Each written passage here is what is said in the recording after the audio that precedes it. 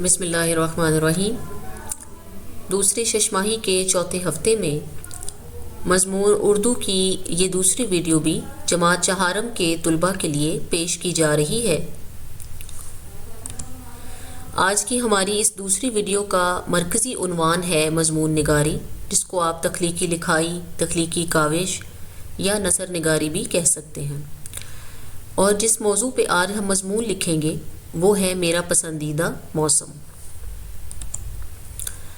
آج کے اس سبق کے مقاصد ہیں کہ اس سبق کے اختتام پر طلباء اپنے پسندیدہ موسم کے بارے میں اپنے خیالات کو ترتیب دے سکیں، دیے گئے نکات کی مدد سے مضمون تحریر کر سکیں۔ عزیز طلباء، آپ اس وقت اسکرین پر کچھ امدادی نکات ملاحظہ کر رہے ہیں۔ یہی وہ نکات ہیں جن کی مدد سے آپ مضمون لکھیں گے۔ مضمون ہم نے لکھنا ہے میرا پسندیدہ موسم کے بارے میں، تو ہم باری باری ان نکات کی وضاحت کرتے جائیں گے، اور یہی آپ کے جو جملے ہیں، انہی نکات کی وضاحت والے جملے ہی مضمون کی شکل اختیار کرتے جائیں گے۔ مضمون کی ابتدائی سطریں آپ میرے ساتھ لکھ لیجئے ویڈیو کی مدد سے، اور باقی آپ اپنی مرضی سے بھی اپنا مضمون اپنے پسند کے موسم کے حوالے سے مکمل کر سکتے ہیں۔ تو مضمون کا آغاز کرتے ہیں۔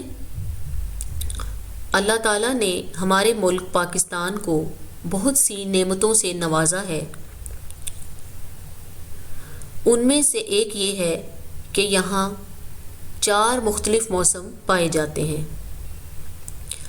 انہی موسموں کی وجہ سے ہم موسمی پھل اور سبزیوں سے لطف اندوز ہوتے ہیں، ہر موسم کا مزہ لے سکتے ہیں۔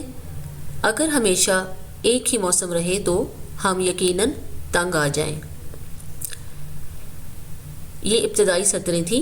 اس کے بعد آپ اپنے پسندیدہ موسم کا نام تحریر کریں گے۔ گرمی، سردی، بہار یا خزاں، جو بھی موسم آپ کو پسند ہے آپ اس کا نام لکھو گے۔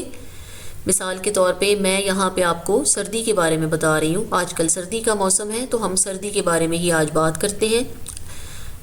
سردی، میرا پسندیدہ موسم سردی ہے کیونکہ اس میں مچھلی کھانے کو ملتی ہے جو مجھے بہت پسند ہے۔ یعنی وہ جو پہلا پوائنٹ آپ دیکھ رہے ہیں اس کو ہم نے انہی 2 جملوں میں مکمل کر لیا، اور اس کی وضاحت بھی کر دی کہ میرے پسندیدہ موسم کا نام یہ ہے اور وہ مجھے کیوں پسند ہے، اس کی وجہ بھی ہم نے وہیں پہ ساتھ ہی بتا دی۔ اب اگلے سطروں میں آپ اس موسم کی خاص سبزیاں یا پھل ذکر کریں گے۔ جو بھی موسم آپ، جس موسم کے بارے میں آپ لکھ رہے ہیں اس میں پائی جانے والی سبزیاں اور پھلوں کے نام لکھیں گے، اور اس میں سے آپ بتا سکتے ہیں کہ مجھے فلاں سبزی یا فلاں پھل پسند ہے۔ پھر اس کے بعد آپ خاص کھانوں کا ذکر کرو گے۔ مثلا ہم اس وقت سردی کی بات کر رہے تھے تو سردی میں خاص کھانے سوپ، مچھلی، گاجر کا حلوہ، کافی، خشک میوہ جات وغیرہ لوگ شوق سے کھاتے ہیں۔ پائے، نہاری، یخنی، اس طرح کی چیزوں کا استعمال کیا جاتا ہے۔ اور لباس کے حوالے سے اگر بات کی جائے تو آپ لکھ سکتے ہیں کہ موٹا اور گرم لباس استعمال ہوتا ہے۔ مثلا دستانے، جیکٹ، ٹوپی وغیرہ اس طرح کی چیزیں لوگ استعمال کرتے ہیں۔ مشکلات میں آپ ایسی کوئی 1-2 باتیں لکھ سکتے ہیں جس کی وجہ سے لوگوں کو سردیوں میں مشکلات کا سامنا کرنا پڑتا ہے۔ مثال کے طور پر جن علاقوں میں زیادہ برف باری ہوتی ہے وہاں لوگوں کی زندگی جو ہے وہ رک جاتی ہے سردی کے موسم میں برف باری کی وجہ سے۔ کچھ لوگوں کو ایندھن حاصل کرنا مشکل ہوتا ہے، جلانے کی لکڑی نہیں ملتی اور ان کا کام رک جاتا ہے، وغیرہ وغیرہ۔ اس طرح کی 1-2 باتیں آپ لکھ سکتے ہیں۔ تعلیمی سرگرمیاں یا کھیل کون سے ہوتے ہیں؟ تو یہ موسم ایسا ہوتا ہے کہ جس میں اکثر اسکولوں میں سالانہ کھیلوں کا دن یعنی اسپورٹس ڈے منایا جاتا ہے، اور اس کے علاوہ بھی اور بہت سے ایسے کام ہیں۔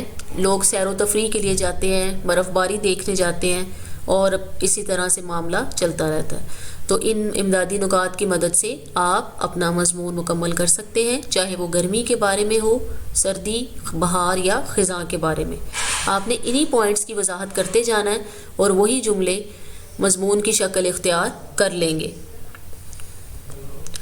تفویض کار آپ کا یہ ہے کہ دیے گئے نکات کی مدد سے آپ نے اپنا مضمون مکمل کرنا ہے، اس دعا کے ساتھ کہ اللہ تعالیٰ آپ کی حفاظت کرے اور آپ جہاں رہیں خوش رہیں، اللہ آپ کا حامی و ناصر ہو۔